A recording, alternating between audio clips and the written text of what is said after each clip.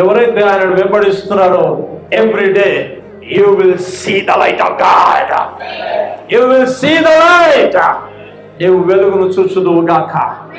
అందుకనే ఏం కావాలంటే, ప్రియుడా, నీ ఆత్మ వర్ధిల్లుచున్న ప్రకారం నీవన్ని విషయాల్లో వర్ధిల్లి సుఖముగాను సౌఖ్యముగాను ఉండవాలని ఐఎమ్ ప్రేయింగ్ ఫర్ యూ.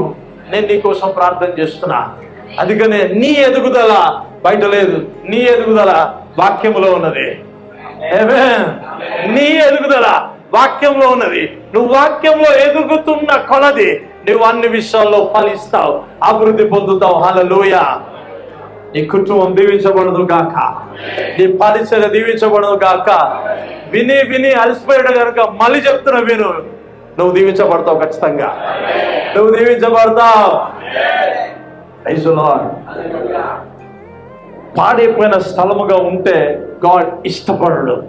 నువ్వు చెరలలో ఉన్నా, బంధకాల్లో ఉన్నా, చెరసాల్లో ఉన్నా, నీ కొరకు ఒక వాక్యం పంపించాలనుకుంటాడు, నీకోసం ఒక దూతను పంపించాలనుకుంటాడు.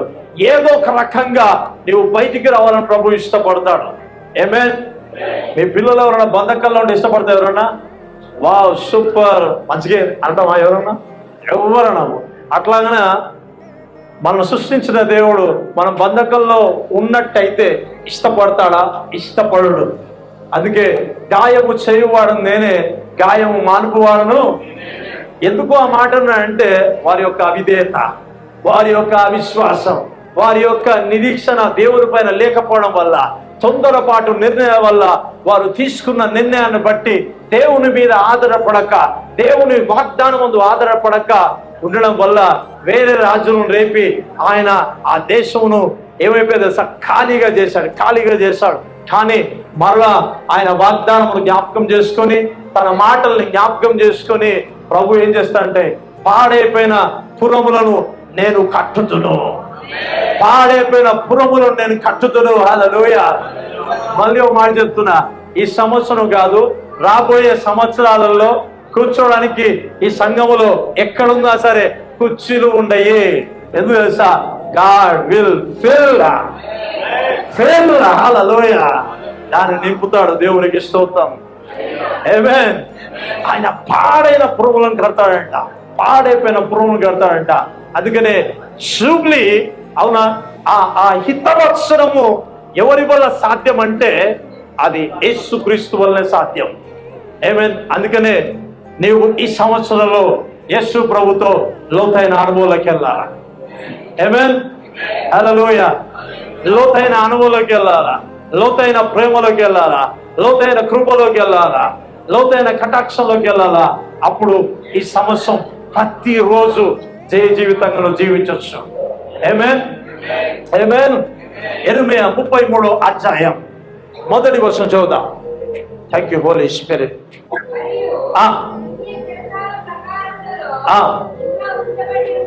ఇంకా ఉంచబడి ఉండగా, పక్కన చెప్పండి, ఇంకా ఉంచబడి ఉండగా. ఇంకా ఉంచబడి ఉండగానే. హల్లెలూయా. చనిపోయిన తర్వాత కాదు, డెత్ అయిపోయిన తర్వాత కాదు, ఇంకా ఉంచబడి ఉండగానే. చెవులు గలవారు వినుగాక. ఇంకా బంధకంలో ఉంటుండగానే, ఇంకా కంఫర్ట్ జోన్ లేకపోవడం వల్లనే, ఇంకా దాంట్లోనే ఏం చెప్తున్నాడు చూద్దాం. యెహోవా వాక్కు, God is sending his word. యెర్మయాకి చెరసాల్లో ఉన్నప్పుడే బంధకంలో ఉన్నప్పుడే, బయటికి రాలేని పరిస్థితుల్లో ఏం పంపిస్తున్నాడు?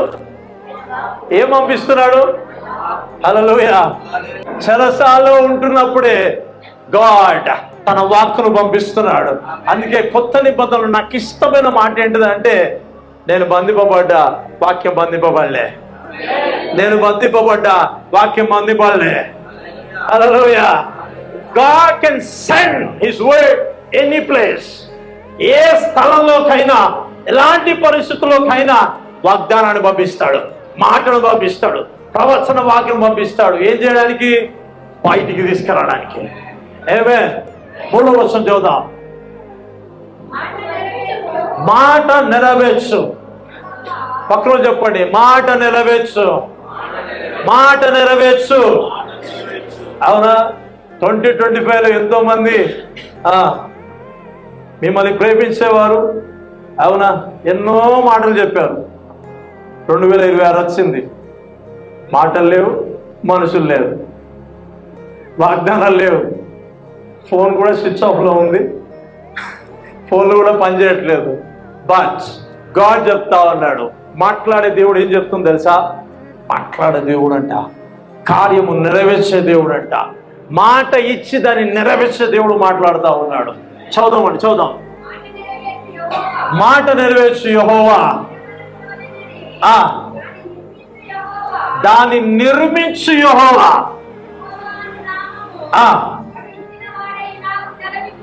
ఇలాగ చెప్తా ఉన్నాడు, మొరపెట్టుము ఉత్తరమిచ్చేదను, గ్రహింపలేని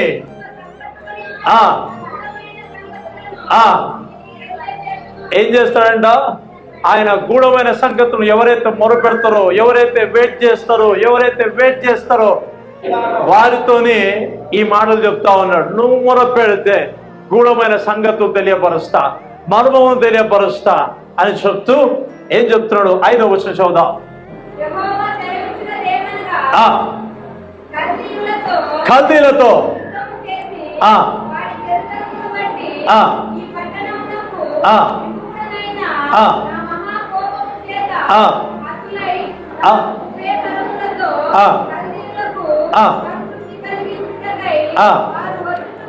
వారు వచ్చుచుండగా దేనికి?